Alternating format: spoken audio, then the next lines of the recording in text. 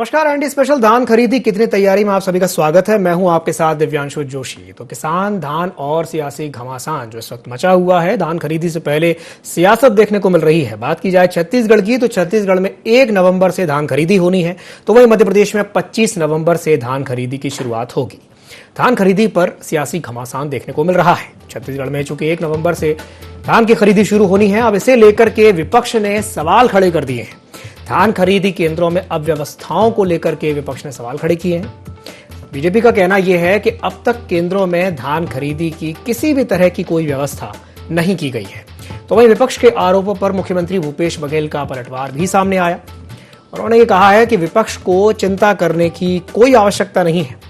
मध्य प्रदेश की बात की जाए तो 25 नवंबर से धान की खरीदी शुरू होगी। मध्य प्रदेश में इस बार समर्थन मूल्य पर धान की खरीदी होगी। धान की खरीद के लिए 1200 उपार्जन केंद्र बनाए जाएंगे। प्राथमिक कृषि साख सहकारी समितियों सहित महिला स्व सहायता समूहों के द्वारा भी उपार्जन किया जाएगा।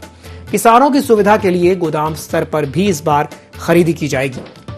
अब तक 8 लाख किसानों ने पंजीयन करा लिया है। तो धान खरीदी को लेकर के आज हम चर्चा करेंगे, जहां यह देखने में आया है कि मध्य प्रदेश और छत्तीसगढ़ दोनों ही राज्यों में जो धान खरीदी होनी है वो बहुत जल्द शुरू होने वाली है।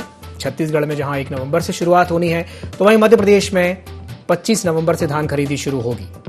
तो वहीं अब यह भी देखने में आ रहा है कि धान खरीदी को लेकर के सियासत भी देखने को मिल रही है। छत्तीसगढ़ में चूंकि विपक्षी दल भाजपा है, भाजपा ने धान खरीदी केंद्रों में व्यवस्थाओं को लेकर के सवाल खड़े किए हैं। बीजेपी का साफ तौर पर यह कहना है कि अब तक केंद्रों में धान खरीदी की कोई व्यवस्था नहीं की गई। आइए आपको सुनवाते हैं क्या कुछ कहना है सत्तापक्ष और विपक्ष का। 1 नवंबर से धान खरीदी होनी है। इसके पहले डॉक्टर रमन सिंह जी के द्वारा 1 नवंबर से धान खरीदी होती थे और अभी सरकार ने घोषणा की है किसानों को अधिकाधिक धान लेकर के सोसाइटी में बेचे, जिससे उनको अतिरिक्त लाभ हो सके। लेकिन बोरे के नाम पर सरकार रोना रोती है। कभी किसानों से बोरा मंगवाते हैं तो कभी सीमेंट की बोरी भी लेके आने की बात करते हैं।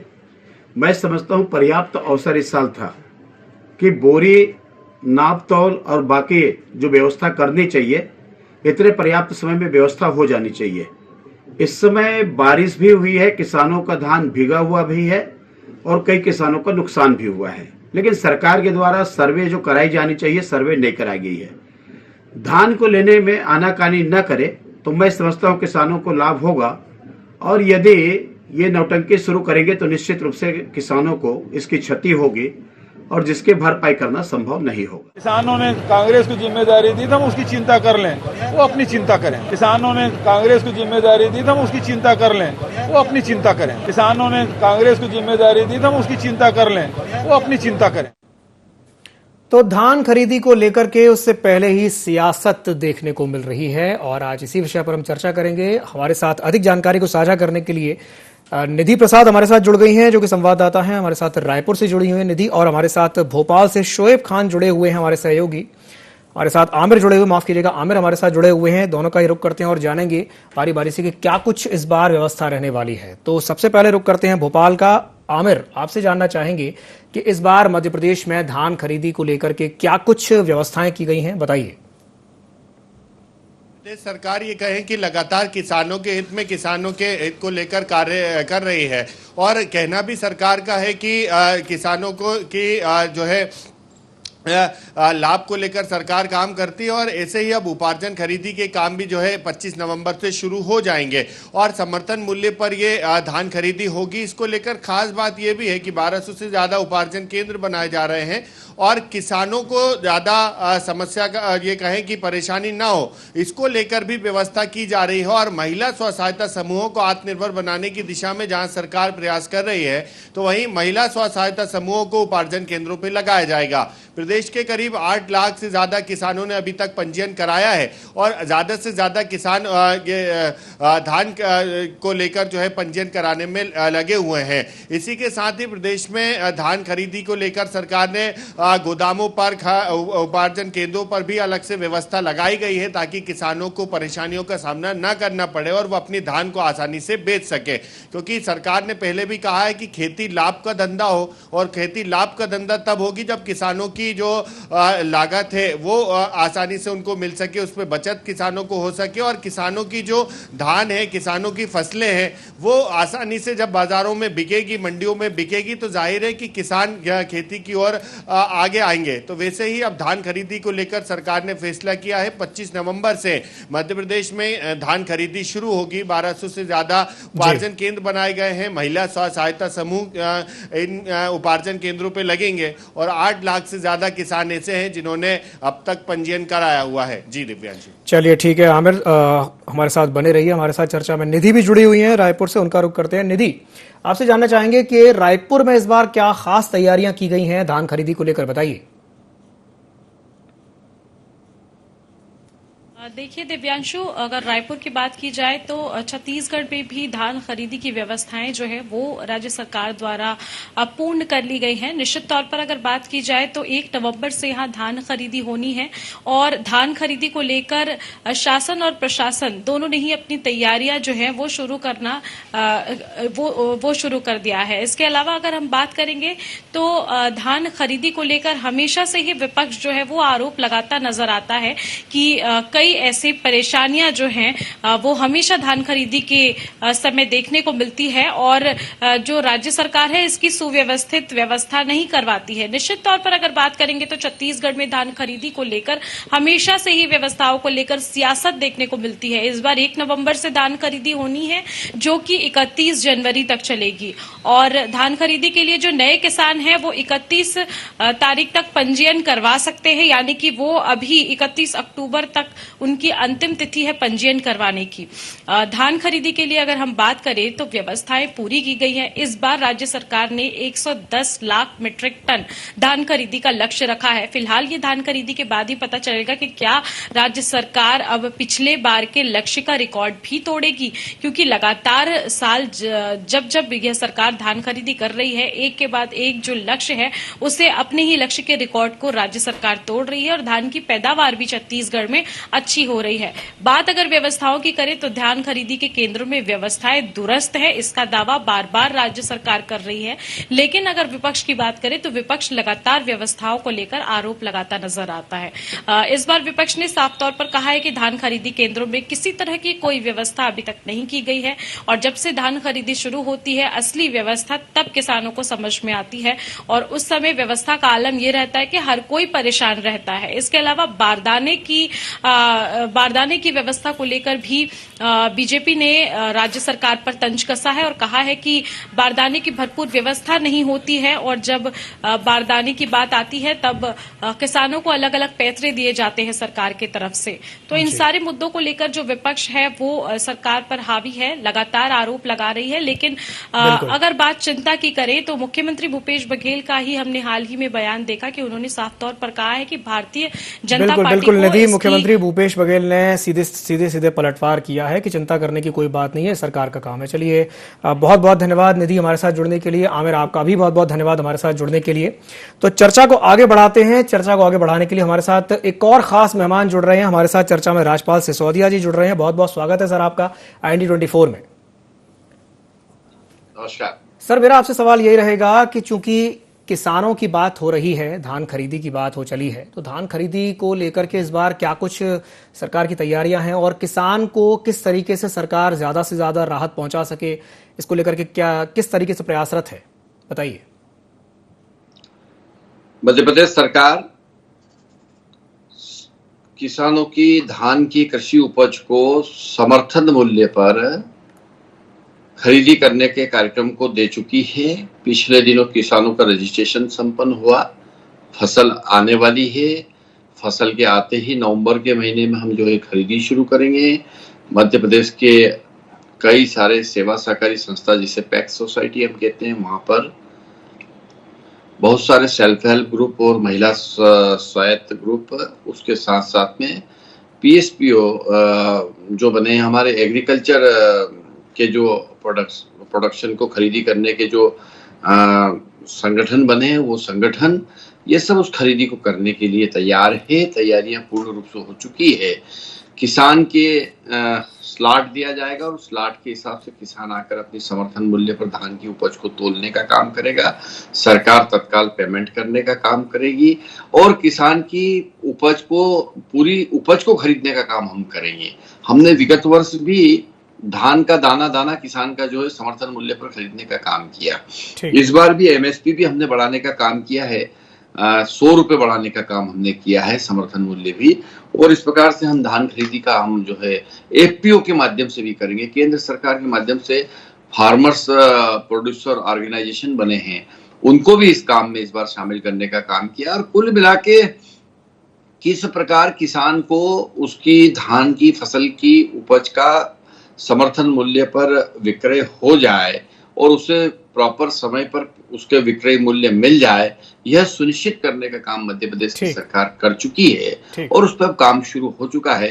और आने वाले दिनों में आप देखेंगे कि जैसे ही किसान के पास धान की फसल आएगी, वह वहां पर समर्थन मूल्य खरीदी केंद्र पर जाकर बेचने का काम करेगा। चलिए ठीक है, राजपाल जी हमारे साथ बने रहिए। चर्चा में हमारे साथ एक और मेहमान जुड़ रहे हैं। हमारे साथ सत्यप्रकाश जी जुड़ रहे हैं, जो कि प्रवक्ता हैं छत्तीसगढ़ कांग्रेस के। सत्यप्रकाश जी, बहुत बहुत स्वागत है आपका IND24 में। सत्यप्रकाश जी, मेरा आपसे सवाल यही रहेगा कि विपक्ष लगातार हमलावर है। विपक्ष कह रहा है कि सरकार की तैयारियां अधूरी हैं, अव्यवस्थाएं हैं। वो बारदाने को लेकर के बात कह रहे हैं कि बारदानों की व्यवस्था नहीं की गई है, और भी कई तरीके की बातें सामने आ रही हैं कि नापतौल की सही तरीके से व्यवस्था नहीं की गई है। क्या कहेंगे इस पर? देखिए, सबसे पहले तो मैं ये बोलना चाहूंगा कि विपक्ष जो है यहाँ पे मुद्दा विहीन हो चुकी है। उनको कुछ ना कुछ मुद्दा चाहिए। यहाँ पे छत्तीसगढ़ एक देश का पहला राज्य है या ऐसा राज्य है जहां सबसे ज्यादा समर्थन मूल्य पे धान खरीदी होती है, और केंद्र सरकार बार बार इसमें अड़चन पैदा करती है, चाहे वो एफसीए के माध्यम से हो, चावल नहीं खरीदने का, जैसे बारदाना की जहां तक आपने बात की दिव्यांशु जी, बारदाना की हमने बहुत बार डिमांड केंद्र सरकार से भी की है, मगर उतनी मिलती नहीं है, उतनी पूर्ति होती नहीं है। मगर फिर भी हमारी सरकार अपने सोर्सेज से, अपने संसाधनों से बारदाना की पूर्ति करती है, और पहले भी की है, अभी भी कर रही है, और आगे भी कुछ तकलीफ ना हो किसान भाइयों को, इसकी हम लोग पूरी व्यवस्था कर रहे हैं। और जहां तक हमारी व्यवस्था की बात है, तो हर जिले में हमारे माननीय मुख्यमंत्री जी ने आदेश पहले दे दिया था कि तैयारियां कर ली जाए ताकि किसी भी किसान भाइयों को कोई तकलीफ ना हो। और भाजपा को ये सोचना चाहिए कि अगर किसानों को कुछ तकलीफ होती, यहाँ अगर कोई दिक्कत होती, तो हर साल पंजीकृत किसान क्यों बढ़ रहे हैं? पहली बात, हर साल धान खरीदी का जो है वो क्यों बढ़ रही है? हर साल धान खरीदी लाख पर टन जो बढ़ जा रहा है वो क्यों बढ़ रहा है? किसान जो पंजीकृत किसान है वो क्यों बढ़ रहे हैं? अगर किसानों को दिक्कत होती तो क्यों होती? ऐसा मतलब क्यों बढ़ता? और सबसे बड़ी बात इस बार तो और हम लोगों ने किसान भाइयों को ये दिया है कि 1 महीना पहले धान खरीदी चालू की है, ताकि उनको कोई तकलीफ ना हो, कुछ हड़बड़ी ना हो, क्योंकि कभी कभी होता है कम समय में बहुत सारे किसान छूट जाते हैं, जो पंजीकृत किसान है नहीं बेच पाते हैं। तो 1 नवंबर से हमने ये व्यवस्था चालू कर दी, जो कि हर बार 1 दिसंबर से होती थी, और इसको 31 जनवरी तक करेंगे। और जहां तक बाहर दूसरे राज्यों से भी कई बार यहाँ धान बेचने की कोशिश की जाती है, क्योंकि यहाँ पे सबसे ज्यादा मूल्य मिलता है, उसके लिए भी बहुत कड़े कानूनी के तहत जो भी प्रावधान है उसके तहत उसको रोकने के लिए सरकार ने पहले आदेश जारी कर दिए हैं अधिकारियों को। इसीलिए हमारे यहाँ किसान बहुत खुशहाल है। और आपने अभी, आप एक इतने अच्छे पत्रकार, आपको मालूम होगा कि दिवाली से पहले हमारे माननीय मुख्यमंत्री जी ने किसानों को कितनी अच्छी दिवाली का तोहफा दिया था, ताकि उनकी घर में रोशनी रहे, उनके कोई भी तकलीफ ना हो, खूब मिठाइयां खाए, बच्चे पटाखे फोड़े। तो हमारे मुख्यमंत्री सबके लिए सोचते, तो इसलिए यहाँ कोई तकलीफ नहीं है, सब तैयारी पूरी है। और 1 नवंबर से आप देखेंगे कि बम्पर धान खरीदारी चालू हो जाएगी। हमारा इस बार का लक्ष्य है 110 लाख मीट्रिक टन धान खरीदी का इस बार का लक्ष्य है, जो हम हो सकता है उससे ज्यादा भी हो जाए। और सरकार एक लक्ष्य लेके चल रही है कि 110 लाख मीट्रिक टन इस बार धान की खरीदी होगी। चलिए ठीक है सत्यप्रकाश जी, लेकिन यहाँ पर आपने एक बात कही कि आपने केंद्र पर निशाना साधा। आपने कहा कि केंद्र जो बारदाने की बात जब आपने कही कि उसमें केंद्र, आपने कहा कि अड़चन पैदा करता है, अड़ंगा लगाता है। मैं इस पर प्रतिक्रिया लेना चाहूंगा राजपाल जी से। राजपाल जी, आपने भी ये बात सुनी होगी, अभी सत्यप्रकाश जी कह रहे थे कि केंद्र सरकार अड़ंगा लगाती है, अड़चन पैदा करती है बारदाने को लेकर। क्या कहेंगे इस पर? मेरे मित्र जो धान की खरीदी कर रहे हैं छत्तीसगढ़ सरकार के माध्यम से जी, क्या वो छत्तीसगढ़ सरकार के पैसे पे कर रहे हैं? किसके लिए खरीदी कर रहे हैं? भारतीय खाद्य निगम के लिए कर रहे हैं ना। भारतीय खाद्य निगम आपको एडवांस पेमेंट कर रहा है ना। आप सिर्फ एजेंसी हो, और एजेंसी बन के रहो तो ठीक है। एजेंसी जो है, जिस दिन है जिसके लिए काम करेगी उसके खिलाफ बात करने लगेगी तो घर्षण होगा। ये आप शुरुआत कर रहे हो भाई। आप जो है मांग पत्र भेजिए, बारदाने की व्यवस्था दीजिए, व्यवस्था मांगिए, आपको मिलेगी। पर आप ये इस तरीके से आरोप लगाना और अपनी नाकामी केंद्र के माथे फोड़ना, केंद्र का काम तो ये है कि आपको लक्ष्य दे दिया उन्होंने, जो आपने पंजीयन किया किसानों का, वो आपने उनको भेजा कि हमने इतने मैट्रिक टन हम खरीदी करेंगे, उसके हिसाब से आपकी अग्रिम लिमिट बना दी, केंद्र सरकार ने आपको पैसा दे दिया, संसाधन दे दिए और आपको कह दिया कि आप खरीद के केंद्र के जो वेयर हाउसेस है उसमें भंडारण कर दीजिए भारतीय खाद्य निगम के लिए खरीद के। तो आप एजेंसी हो ना, तो एजेंसी की हैसियत से व्यवस्थाएं बनाने का काम करिए ना, बजाय दोषारोपण करने के। बेहतर होता कि आप सकारात्मक सुझाव देकर सरकार से सहायता मांगे और व्यवस्थाओं को अंतिम रूप दे। देखिए क्या है, हमारे यहाँ संघीय व्यवस्था है और अगर दो दल की सरकार होती है, अगर कोई राज्य में किसी अन्य दल की सरकार होती, केंद्र में किसी अन्य दल की सरकार होती है, तो इस प्रकार की ये बैड प्रैक्टिस है। ये प्रैक्टिस में किसान का आप शोषण नहीं कर सकते, किसान को सफर नहीं किया जा सकता।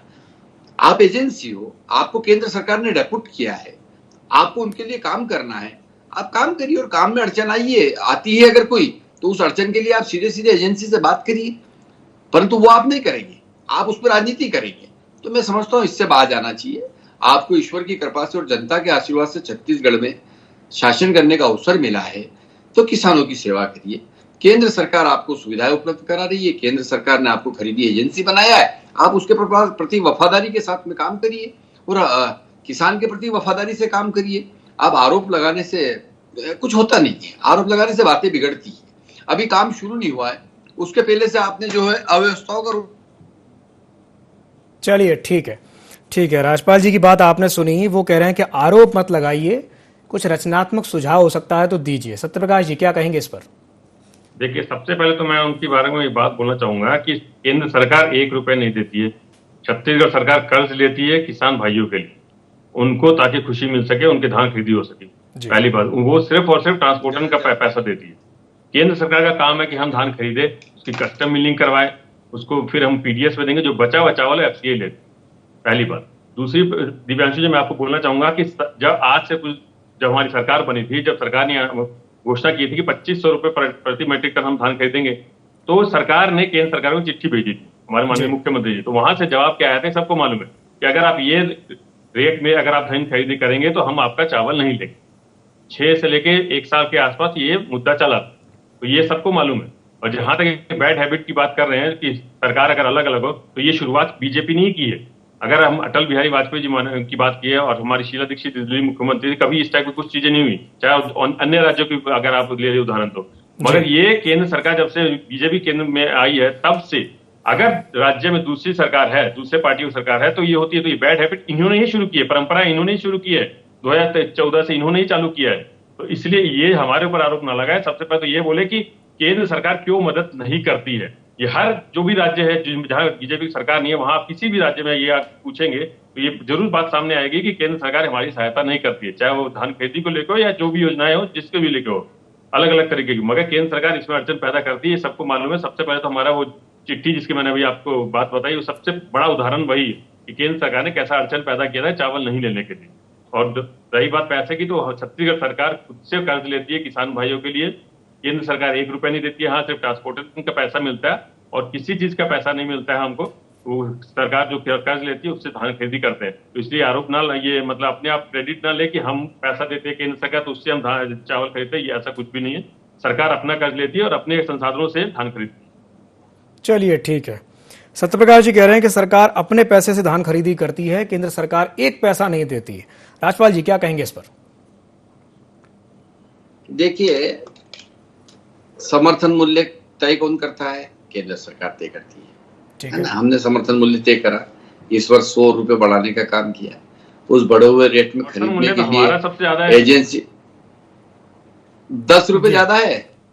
2060 रुपए में आप खरीद रहे हो और 2040 केंद्र सरकार ने तय करा। 10 रुपए क्विंटल ज्यादा, 20 रुपए ज्यादा क्विंटल का देके किसानों को हम लोग 25 रुपए दे रहे हैं। गलत जानकारी दे रहे हो आप। पोर्टल पे आ रहा है, जो पंजीयन किया गया है वो पंजीयन 2060 रुपए में किया है आपने, और मौखिक 2500 बता रहे हो। ऐसा सफेद झूठ मत बोलिए साहब, सफेद झूठ मत बोलिए। 2060 रुपए में पंजीयन किया है आपने और 2040 रुपए केंद्र सरकार ने समर्थन मूल्य तय करा है, ये न्यूनतम है। खैर, मैं ये कहना चाहता हूं कि आप जो खरीदी कर रहे हैं, ये क्या छत्तीसगढ़ सरकार के लिए कर रहे हैं? ये भारत सरकार के भारतीय खाद्य निगम के लिए आप खरीदी कर रहे हैं। अग्रिम इसका पैसा आपको दिया जा रहा है, आप जानकारी दुरुस्त कर लीजिएगा। मैं आंकड़े बता सकता हूं आपको कि कितना पैसा आप ये जानकारी दुरुस्त कर लीजिए। मेरे पास जो जानकारी है एकदम दुरुस्त आप अपनी जानकारी एकदम दुरुस्त जानकारी है मेरे पास। आप किसके लिए खरीदी कर रहे हैं? क्या छत्तीसगढ़ सरकार के लिए धान खरीदी कर रहे हैं आप भारतीय खाद्य निगम अगर आप केंद्र सरकार एहसान तो नहीं कर रही है, किसकी तरफ से फेडरल स्ट्रक्चर है कि केंद्र सरकार को खरीदना पड़ता है। राज्य सरकार को एहसान तो नहीं है केंद्र सरकार हमारे चावल ले रही है तो एफसीआई ले रही है। नहीं एहसान नहीं बता रहे, फेडरल स्ट्रक्चर के तहत ये होता ही है। हम व्यवस्था बता रहे हैं। मगर आप बात तो ऐसी बोल रहे हैं जैसे बहुत हमारे ऊपर एहसान हो रहा है कि चावल कर ले रही है। एहसान नहीं हो रहा है, व्यवस्था बताई जा रही है। अगर आप व्यवस्था को बोल रहे हैं तो आपको व्यवस्था बता के दुरुस्त करने का काम हम करेंगे। ठीक है, क्योंकि कांग्रेस के लोग पड़ोसी को काका कहने जाते हैं। अरे अपने पिताजी को ही पिताजी कह लो भाई, जिसके लिए खरीदी कह रहे हो उसको कह दो भाई, ठीक है वो मोदी जी की सरकार है। तुम्हारा हमारे यहाँ किसान सबसे खुशहाल है। आपके रमन सिंह जी जब थे तब क्या बात कीजिए भैया, 15 साल में 13,000 किसानों ने केंद्र सरकार के लिए आप खरीदी कर रहे हैं, केंद्र सरकार के फंड पे कर रहे हैं, केंद्र सरकार की एजेंसी से ज्यादा आप कुछ नहीं है।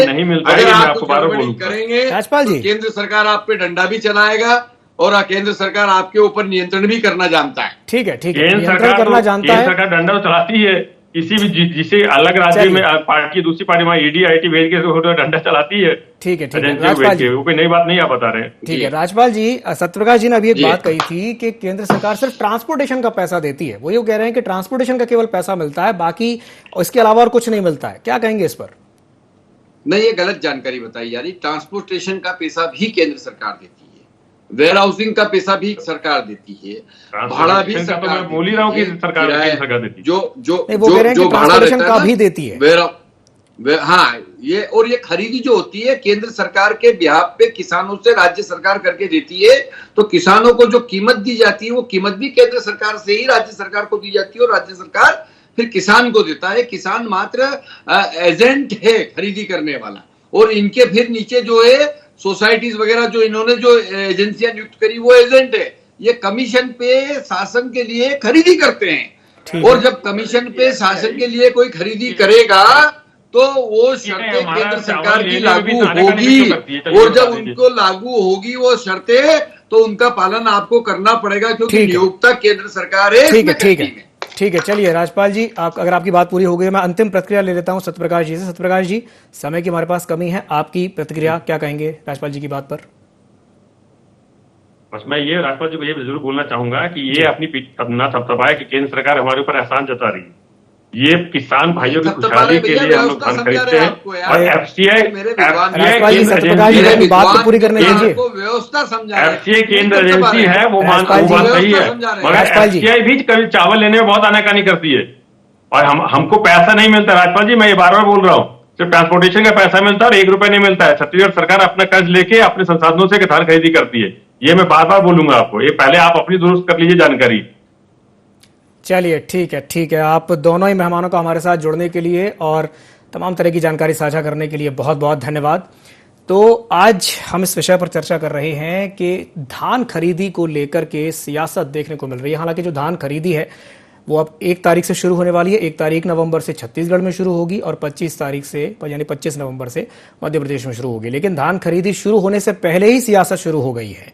बीजेपी और कांग्रेस दोनों ही दल एक दूसरे पर हमलावर हैं, और छत्तीसगढ़ में चूंकि विपक्ष में बीजेपी है और उसका साफ तौर पर यह कहना है कि व्यवस्थाएं ठीक तरीके से नहीं की गई हैं, व्यवस्थाओं को सुधारने की आवश्यकता है। तो वहीं दूसरी ओर मुख्यमंत्री भूपेश बघेल ने भी एक बात कही। उन्होंने कहा कि यह बीजेपी का विषय है ही नहीं, यह सरकार का विषय है, सरकार को उसकी चिंता है, बीजेपी को चिंता करने की कोई आवश्यकता नहीं है।